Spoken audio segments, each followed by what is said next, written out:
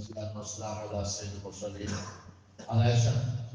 بن عمر رضي الله عنهما عن النبي صلى الله عليه وسلم قال ما زال جبريل يوصيني بالجار حتى ظننت أنه سيورثه رواه البخاري ومسلم. ہمسایوں کے حقوق احادیث کی روشنی میں پڑوسیوں انسان کا اپنے ماں باپ اپنی اولاد قریبی رشتہ داروں کے علاوہ ایک مستقل واسطہ اور تعلق ہمسایوں اور پڑوسیوں سے بھی ہوتا ہے. اس کی خوشگواری اور ناخوشگواری کا زندگی کے چین و سکون پر اور اخلاق کے بناؤ بگاڑ پر بہت زیادہ اثر ہوتا ہے. رسول اللہ صلی اللہ علیہ وسلم نے اپنی تعلیم و ہدایت میں ہمسائیگی اور پڑوس کے اس تعلق کو بڑی عظمت بخشی اور اس کے احترام اور رعایت کی بڑی تاکید فرمائی، یہاں تک کہ اس کو جزء ایمان اور داخلہ جنت کی شرط اللہ اور رسول صلی اللہ علیہ وسلم کی محبت کا معیار قرار دیا. بخاری مسلم کی حدیث ہے، حضرت عائشہ صدیقہ اور حضرت عبداللہ بن عمر رضی اللہ عنہ راوی ہیں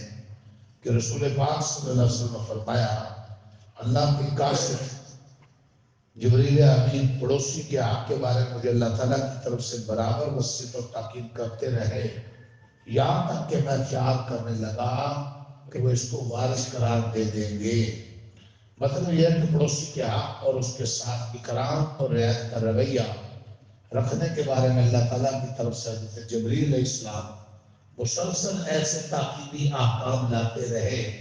کہ مجھے خیال ہوا کہ شاید اس کو وارث بھی بنا دیا جائے گا، یعنی حکم آ جائے گا کہ کسی کے انتقال کے بعد جس طرح اس کے ماں باپ، اس کی اولاد اور دوسرے اقارب اس کے ترکہ کے وارث ہوتے اس طرح پڑوسی کا بھی اس میں حصہ ہو.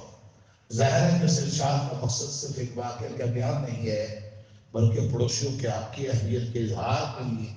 ایک نہایت مؤثر اور بلیغ ترین عنوان ہے کہ اتنے حقوق ہیں کہ فرمایا اعتماد ہے کہ وارث بن جائے، تاکہ